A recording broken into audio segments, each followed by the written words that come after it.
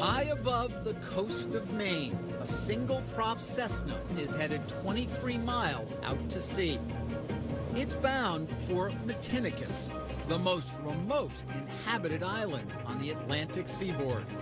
Amazon has extended its reach so completely into the fabric of American life, it's even made it here. Beyond that island, the nearest land is Portugal. Yes, it is remote.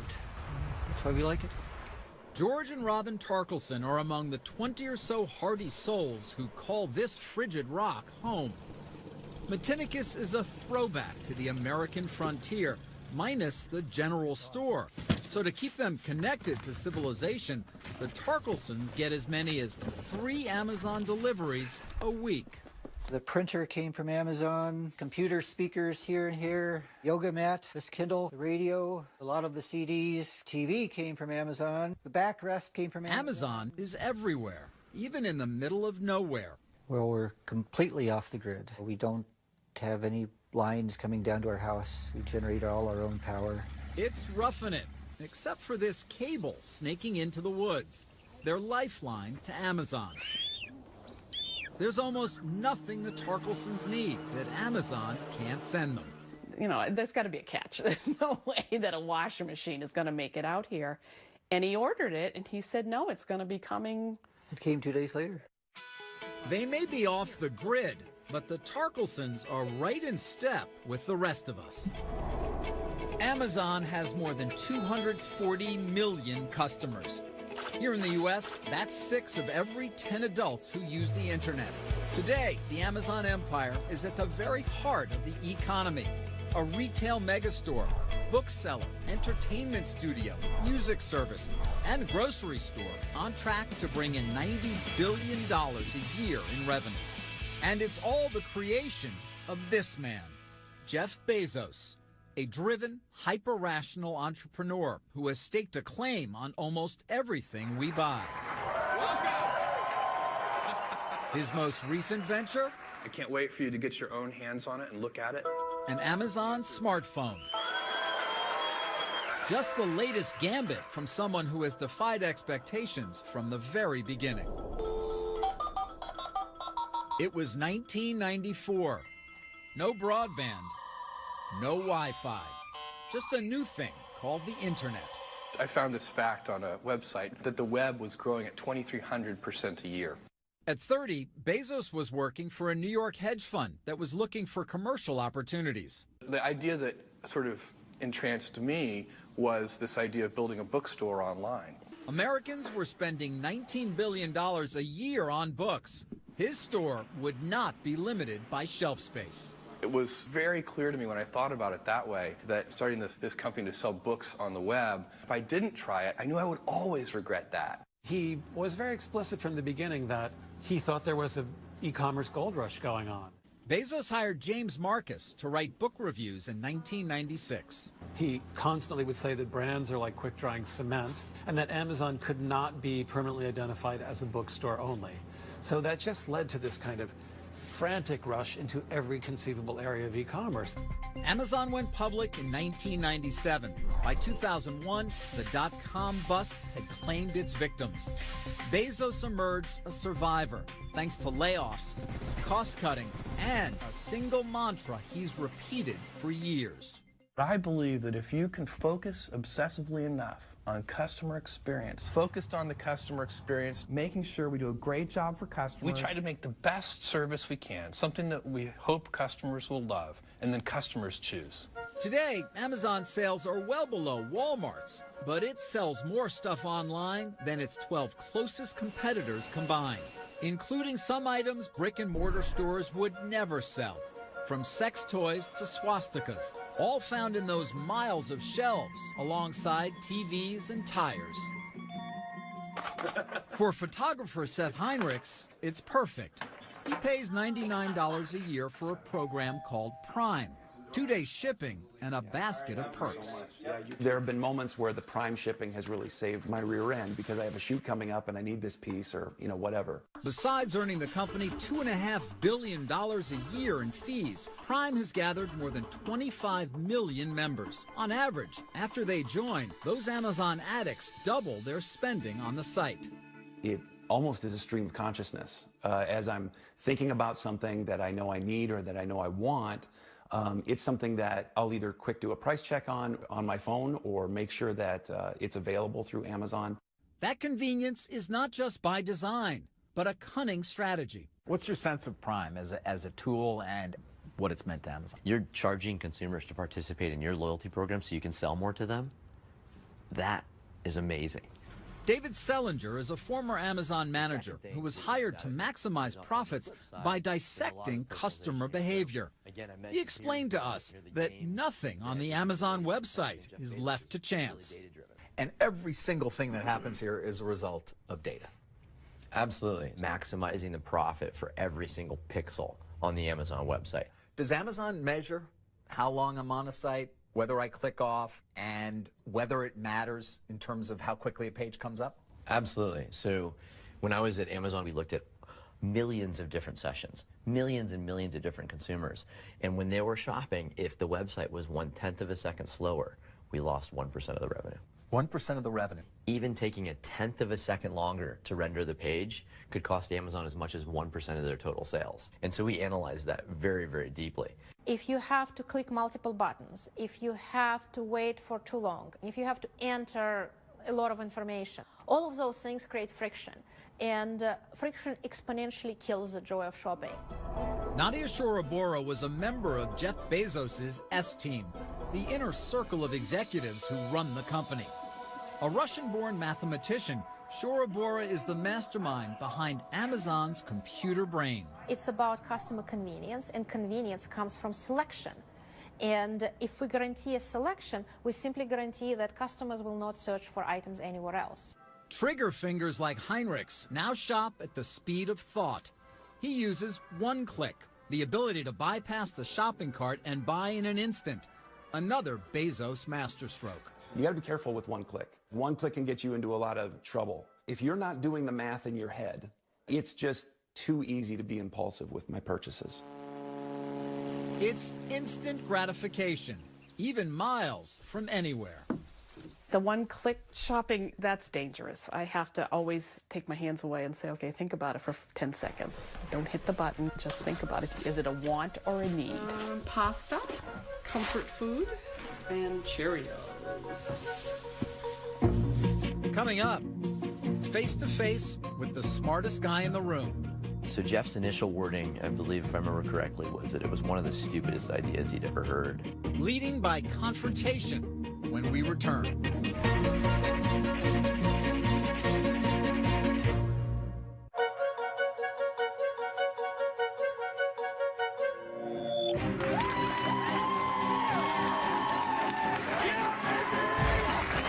Behind one of the most ambitious companies in the world is a man who is at once famous, Yeah, baby. but not well known.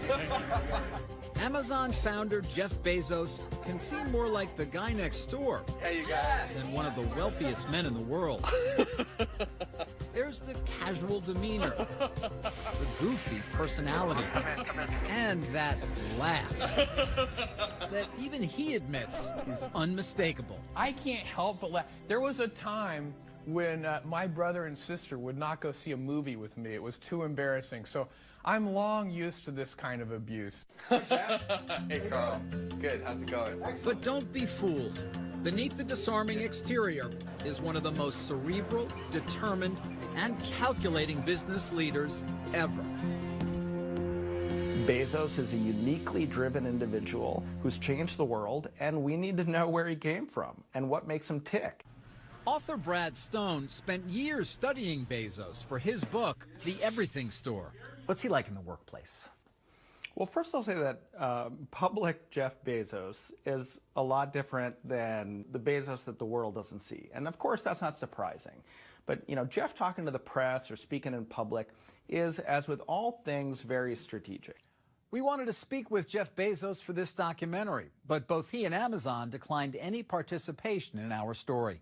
In some cases, Amazon also instructed its business associates not to speak with us. But many former company executives did talk. It's those conversations, as well as past interviews with Bezos, that help paint the picture.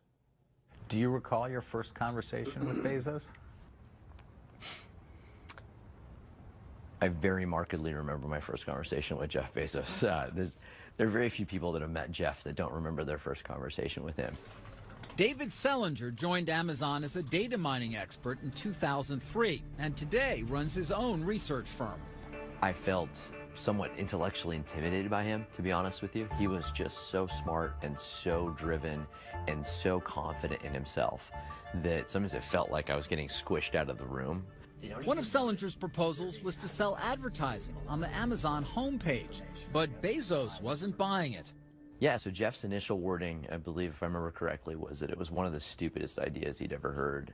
I think he was being subtle in that. And so my team actually built a model that was able to predict how much profit we would generate from it and whether it would affect consumers negatively. So he takes a look at it, and then he's perhaps more of a believer, or at least willing to take a shot. What I really respect about Jeff in that moment, this is probably the seminal moment in my career, to be totally frank with you. The seminal moment in your career? Absolutely. Why? Because you're sitting across from a billionaire, and the billionaire tells you that he thinks your idea is stupid, but he's still willing to do it. How often have we had a chance to do that any time in our lives? To turn and sway the tide of somebody smarter, more experienced, and certainly more powerful than we are.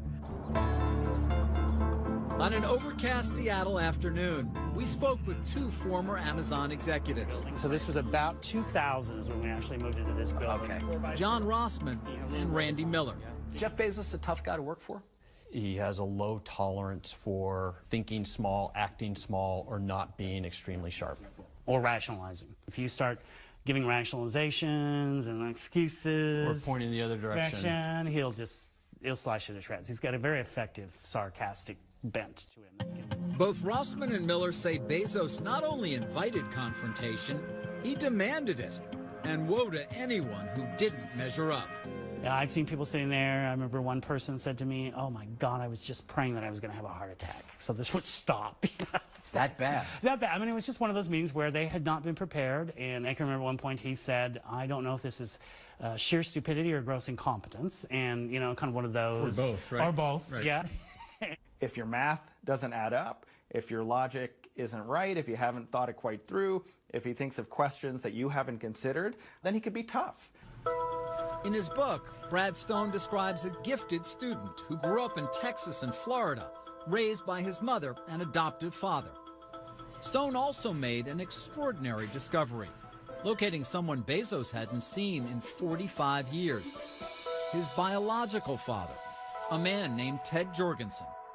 I tracked him down to a bike shop outside of Phoenix, and I went and paid him a visit.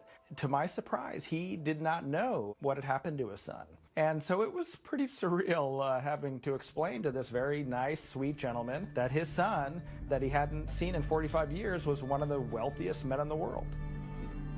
Yes, Jeff Bezos turned out all right. I liked him personally. He seemed like a guy with a cheerful demeanor and a good sense of humor. In 1994, Shel Kappan was the very first person Jeff Bezos hired. Kappan wrote much of Amazon's early software. He left the company, a wealthy man, in 1999. He believes his former boss will only increase his footprint. He's very persistent. He's very stubborn. He likes to think big. He likes to think long term and is willing to bet everything on that. We decided to go big. Today, Jeff Bezos has gone very big. He's worth some $30 billion, money he's used to fund a broad, even eccentric array of interests, from his own space exploration company to buying the Washington Post. And at age 50, the married father of 4 shows no signs of slowing down. You started this company with Jeff Bezos almost 20 years ago. Mm-hmm. When you think about its future, what do you think Amazon does from here? They're not going to stop until and unless some other force in the universe stops them. Global domination? Pretty much. Coming up, millions of packages, thousands of workers. Would you walk 15 miles a day in their shoes? It's really hard work, and people don't really understand how hard it is on you. The pickers, the packers, and the protests. Next.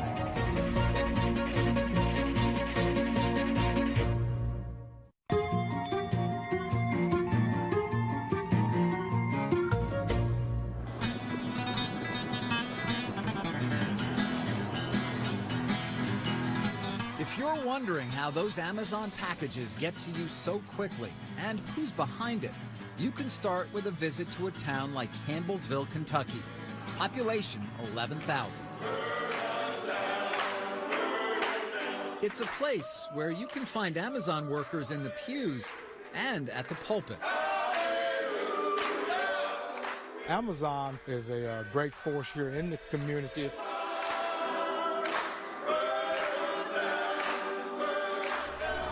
In an area desperate for good jobs, Pam Wethington's family is just one of many who have turned to Amazon.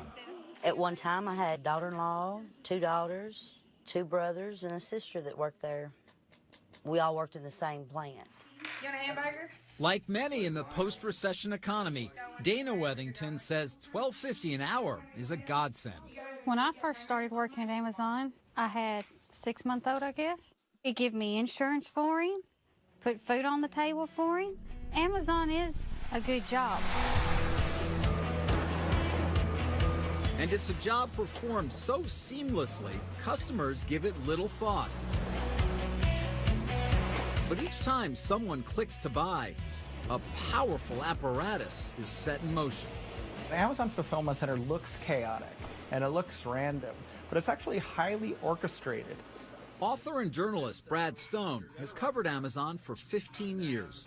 The conductor of the symphony is software in the cloud that's basically optimized the whole system to be as productive as possible. Across a space as vast as 20 football fields, workers manage the widest variety of inventory on the planet and move tens of millions of products at lightning speed. There is a promise of speed, which is completely sacred. Nadia Shorabora is one of the architects of Amazon's fulfillment system, a monument to efficiency, which at its peak handles 426 orders a second. When you receive an email message from Amazon saying that the item is on the way and you will get it tomorrow, that promise has to be met at any cost. Virtually every decision, down to which size box to use, is determined by sophisticated algorithms. Every associate move, every move of every item, every box flowing, every tote arriving, all of it is run and coordinated by one computer brain, which runs that fulfillment center. But for all its cutting-edge technology, Amazon Fulfillment still falls on the backs of tens of thousands of workers performing manual labor. Dozens of former workers we spoke to describe an unforgiving pace and say too often speed and productivity mattered more than their well-being. I saw people last anywhere from a few days to maybe a month. Pickers like Stephen Abedili walk 15 miles or more each day to retrieve as many as 200 items an hour. A handheld device dictates every move and counts down tasks to the second. It would say I need to be in aisle 54, get this item, and then suddenly you're going to aisle 72 and you have 10 seconds. Abedili struggled to keep up and, like many, was eventually let go. I would get out of work, get home, and sit on the couch, and my body would just quit on me right then. You're a guy in your early 20s. Yeah. And you're still wiped out. I was dead at the end of the day. The job also took its toll on Kay Johnson, a top performer who often packed more than 1,800 items a day. She left the company after 7 years and won a workers' compensation claim against it. My knees, my back, my hands, they're never going to be the same anymore. All because of Amazon, you know. But others had a good experience. I love the job. Loved the job. I loved being with the people. I mean, Doc Kane was a manager in Pennsylvania. He says the demands on workers are all in service to the customer. If things are slow in pick, it slows down pack, which slows down everything going out the door, which means you don't get your prime order on time. Warehouse work anywhere can be grueling. But a drumbeat of protests, lawsuits, and investigative reports in the U.S. and abroad have brought attention to labor issues here and raised questions about how hard Amazon pushes its employees. You heard the ambulance called all the time. People were passing out from the heat and, having trouble breathing. Dana Wethington and other former employees describe a corporate taskmaster that demanded workers meet strict productivity goals no matter what. They want you to make 100% regardless. And with the heat, it's so much harder to make it. It's excruciating at times.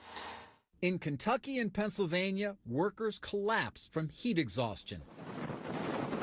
After those incidents came to light, Amazon took steps to assure its fulfillment centers have air conditioning.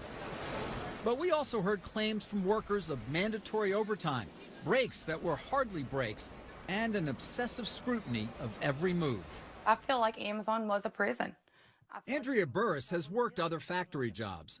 She says Amazon was different. You had a set time you could go to the bathroom.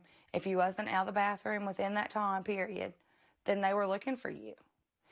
You could not stop if you were getting sick. You could not stop to get a drink of water without them questioning where you're at.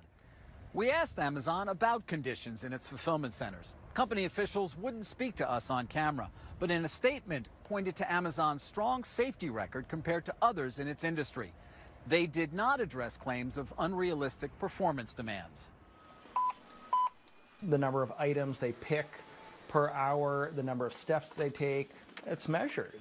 And when they're not as productive as their colleagues, they're put on alert. There's a line of other people in a lot of these communities waiting to take jobs. They're almost like robots, except they're obviously human beings. They're doing work that robots can't do. If they could, Amazon would probably eagerly replace their physical labor in their fulfillment centers with robots. The machine that Bezos has built is astonishing, delivering goods at a scale and speed never before seen in online commerce. Amazon has completely redefined convenience. But at what price? I used to buy items from Amazon before I worked there. I quit buying items from Amazon, and to this day I have yet to buy anything because I know how hard and strenuous it is on your body to actually be able to get a package to you. Coming up, this paintball business partnered with Amazon. Amazon has a huge amount of traffic. That's very valuable. They have a huge brand. But then their partner became their rival. I wish they didn't compete with me. Friendly fire when we return.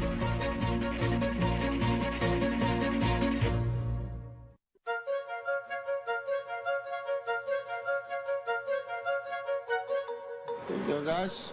Grab goggles, gentlemen, guns, air. Have fun. In paintball, you've got to stay on your toes and know your allies from your adversaries. You blue or purple? Stephen Herbert says it's the same doing business with Amazon. In terms of Amazon, do you sell to Amazon? He and his father, Steve, run 2 stores in New England called X-Fire Paintball. Let me grab this one out of your hand. They've been in business for 15 years, but lately they've gotten a lot busier, thanks to Amazon. Amazon offers an awful lot. They offer a great marketplace. Their name is well known, so they have a lot of advantages for us. In 2012, they started selling their products on the site, right alongside Amazon's own inventory, reaching an audience beyond their wildest dreams. If the 2 stores represented 100% of your sales 18 months ago, before you started on Amazon, where is it now? We've got to be quadruple that. So your sales have gone up enormously. Oh, yeah. But also that sounds like good news, but the Herberts aren't celebrating. That's because once they started selling on Amazon, they noticed a disturbing pattern. We might put out 100 products. Let's say 50 of them do well. Amazon sees that because they have access to our sales, and they will buy that product directly from the manufacturer and sell that, taking us out of the picture. The Herberts say Amazon was doing something a business partner shouldn't, poaching their sales. Some products are winners, some products are losers. Amazon watches and they see the sales data and they pick the winners. And then they go to my suppliers and try to buy it from the suppliers directly. So as soon as they say, I want that product, I lose all my sales and I'm stuck with this inventory that I can't sell. That sounds like a reason not to do business with Amazon. It certainly gives us second thought. Today, more than 2 million independent sellers do business on Amazon, accounting for as much as 40% of everything Amazon sells. It's that network that helps make such a huge selection possible. In exchange, Amazon charges sellers a fee, commonly 15% off the top. For an additional amount, Amazon will even store their goods and handle the shipping. Author Brad Stone says many sellers find it all irresistible. You get access to a fire hose of customers, 200 million plus customers with credit cards stored who are ready to buy. It is a deal with the devil in some ways, isn't it? Well, I think you probably get more benefit selling on Amazon than you would doing a deal with the devil. But it's funny because employees I talk to at Amazon describe it as kind of offering heroin to these customers. Like it's an addictive hit. The sales are great and your business starts to depend on it. But over the long term, it can be destructive because Amazon guts your margins and often competes with you. In a statement, Amazon told us its own retail business does not have direct access to the data from other merchants selling on its site. But it says it will seek out its own supply of a product and sell it directly if there is customer demand. We wanted to know more, so we spoke with more than 100 independent businesses across the country who sell on Amazon. Many said the arrangement is only a plus. But some 24 of them told us Amazon had undercut their sales by striking separate deals with their suppliers. Former Amazon executives John Rossman and Randy Miller are familiar with claims like that. From a startup, is it going to make it? Rossman, who left in 2005, was one of the chief designers of Amazon's third-party business. We've talked to a number of the merchants who sell on Amazon, and in particular, they share the same sentiment, which is, I have a best-selling product, and suddenly I find, not long after that, Amazon has sourced the manufacturer and is selling against me. Right. And they don't understand why Amazon's doing that. Yeah, I mean, that is the playbook. What do you mean when you say the playbook? I think the playbook of how to enter a business, learn the business, figure out where there's value and opportunity in the business, and then as they learn what works and what doesn't work, they start picking off the best part of those businesses. The rule of the playbook is either you're getting it or I'm getting it. And we would prefer to get it. Were they one of your biggest customers? Oh, absolutely, yes. Amazon was one of your biggest customers. Top 5 customer, absolutely, yes. Renee Arnold knows all about the hazards of doing business with Amazon, not as a third-party seller, but as a supplier. And it's better to have a sharp knife than a dull knife. Arnold is the North American CEO of Wusthof Trident, a German manufacturer of premium kitchen knives. Chefs worldwide love Wustof's fine cutlery. In 2002, Wusthof decided to sell inventory to Amazon just as it would to any retailer. It's amazing. They were really just buying, and we were shipping. I mean, that's all you want. They paid their bills on time, of course, have no problems with them. They were ordering, we were selling. Arnold says the problem came when Amazon started selling Wustof's knives below its minimum advertised price, a base level Wusthof sets to avoid cheapening the brand. Amazon was riding on our brand name and taking business away from our existing distribution. So in order to protect our general distribution, we decided to pull out of Amazon. You will not go back to Amazon. You're done. Done with Amazon, yes. What's the price point on it? Wusthof may be done, but scores of other suppliers and more than 2 million merchants swear by Amazon when they're not swearing at it. Amazon has a huge amount of traffic. That's very valuable. They have a huge brand. They're a reliable brand. I don't mean to diminish that. Like I said before, I wish they didn't compete with me. I don't understand why their 15% isn't enough to be enough for them. Some of those third-party merchants say, oh, they're taking 15%. It's a great business for them. Why are they competing with me when they can just be doing that at no cost? I mean, because they can.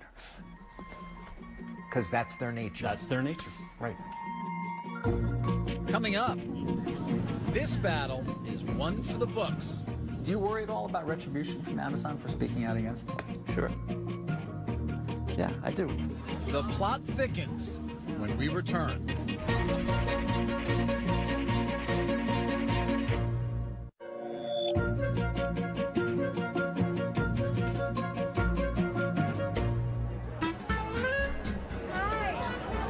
Sunday in the park. Time for a stroll and a good book. We paint mother to daughter. It's a maternal tradition. Give them to me. I want them all. But don't be fooled by the veneer of civility. Amid the paperbacks and pulp fiction, a war of words is being waged between the biggest names in publishing and Amazon, the book-selling behemoth that has turned the industry on its head. They control the marketplace. They're the big guy. They're the big kid on the block. You can't piss them off. They're a huge gorilla. For publishers Dennis Johnson and David Gadeen, book fairs like this one are a battleground. We have people who come here with their cell phones and they'll scan the barcode of the book and they'll compare the price I'm charging to what they could get it for at Amazon, and they'll walk away. Amazon accounts for a third of both Gadeen and Johnson's sales. When you get together with other publishers, do you guys talk a lot about dealing with Amazon? Is that a subject? We do. At his Melville House imprint in Brooklyn, Johnson told us what happened when he crossed the online giant. We were asked to pay additional money, which would have put them getting a total discount beyond what we thought was not only workable for us, but legal. So we protested and refused to pay it. And what happened? Our books were pulled off of Amazon until we did pay it. And you continue to pay it, I guess, to this day. Yes, we haven't really disputed that since then. We can't afford not to have our books on Amazon. It's no longer just the talk of the industry. The battle has spilled onto the front pages. Well, I'll tell you what, Amazon, I have got a little package for you right here. Okay. When Amazon made it harder to buy books from the publisher Hachette, one of its authors, Stephen Colbert, let him have it. Wait a second. Here it is. So watch out, Bezos, because this means war. Amazon is bombing the cities. They're attacking, and the publishers are just kind of sitting back there and being shelled and going, what can we do? James Patterson is among the best-selling writers of all time. I have an idea pile here somewhere. I don't know and one of Hachette's biggest guns. I think books are important. Stephen King thinks books are important. J.K. Rowling thinks books are important, which is why all of those people are speaking up now and going, hey, Amazon, please, this is not the toilet paper industry. These are books. Are your sales going to be hurt as a result of this dispute? Absolutely. They are being hurt right now, of course. And there's a lot more to come? One would think that they're not just attacking Hachette. You got to believe that Random House and Simon & Schuster and whatever are next. We need to think about this because they are so powerful. Amazon told us that, like all retailers, it has a right to choose what inventory it stocks and on what terms. It also said it's working hard to come to a resolution with Hachette, and that when it negotiates with suppliers, it does so on behalf of customers to keep service and value high. It's just the latest controversy for a company whose growth has been dramatic. Amazon now controls more than a third of the book industry. Amazon was determined to gain market share from the beginning with loss leader pricing. James Marcus, who joined Amazon in the early days, said it's always been willing to forego profits to win customers. Right in the beginning when I was there, they kind of controversially began discounting New York Times bestsellers at 50%. Now, I think what a lot of people don't realize is that at that price, Amazon was losing money on every single one of those books. Losing money, but gaining power.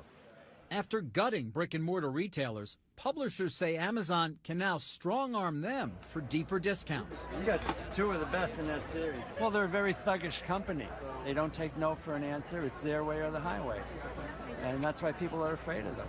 Retail is a contact sport. So no, I think there were a lot of concerns in publishing. Obviously, as we got bigger, other sellers got smaller. Former Amazon executive Randy Miller left the company in 2006. He acknowledges that Amazon bullied publishers and makes no apologies. Well, the power went to Amazon, didn't it, to a certain extent? Yes, it did. And Amazon always seems to press its advantage. Yeah, well, that's the handbook. It's rule number 2, I think. Press your advantage. And he did. When publishers balked at giving Amazon ever deeper discounts, Miller buried their titles on the website, ensuring their sales and ranking would plummet. It was called pay to play. Obviously, legal after a while said, that name's not very good. Let's call it vendor realignment.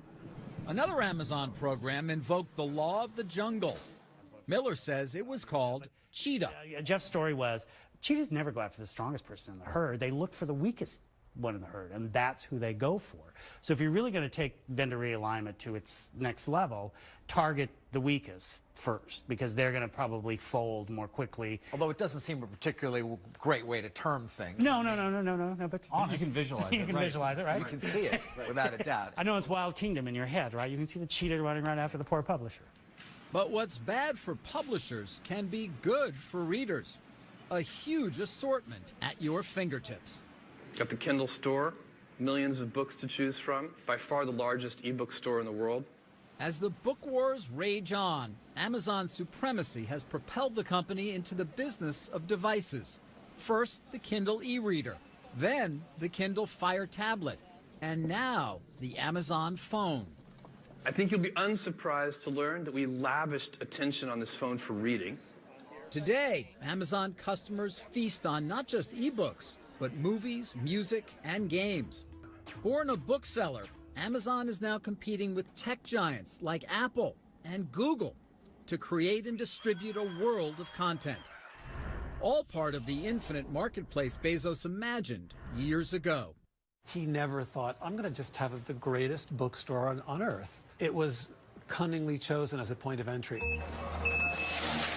He always envisioned this sort of planetary commercial empire, and that is what he has. Coming up, sales growing by the billions. So where are the profits? In fact, it is probably one of the least profitable retailers in the world. Waiting for Amazon's payoff when we return.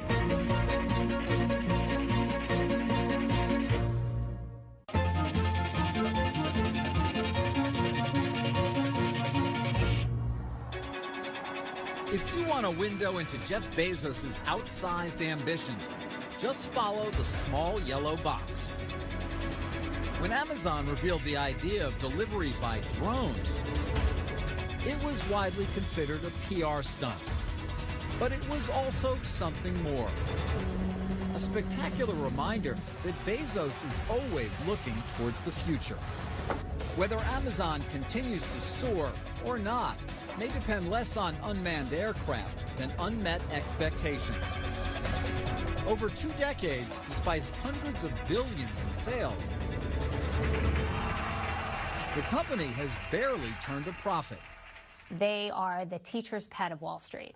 They get a free pass that nobody else gets. Sucharita Mulpolru is an analyst with Forrester Research and an Amazon skeptic. How much money are they really losing to win and to beat retail competitors like Walmart and Target? So how much money are they losing to win? It is my estimate that for all of the retail products that they ship from their distribution centers, it probably costs them $5 or $6 billion more to deliver that product to shoppers than what they bring in revenue. And that, Mulpolru says, can only be sustained if Amazon shareholders remain patient, happy to wait for the fountain of profits they believe will one day pour forth. I think that Wall Street loves the unknown because the unknown provides hope. And where there is hope, there is a case to be made that the answer is a really, really big payoff at the end of the rainbow. Many founders ask for that kind of faith from investors, but few actually get it. Jeff Bezos, once again, has proved to be different. You have to have a long-term orientation. You have to be willing to think long-term. The stakes are enormous, both for Amazon and its customers. The stock is up 15,000% since the company went public, but its profits are not. If that starts to worry investors, Bezos may feel pressure to boost the bottom line by raising prices. And as he said for years, that could spell trouble. Are our customers loyal to us? Absolutely, right up until the second that somebody else offers them a better service. And I really believe that. I think our customers will behave that way.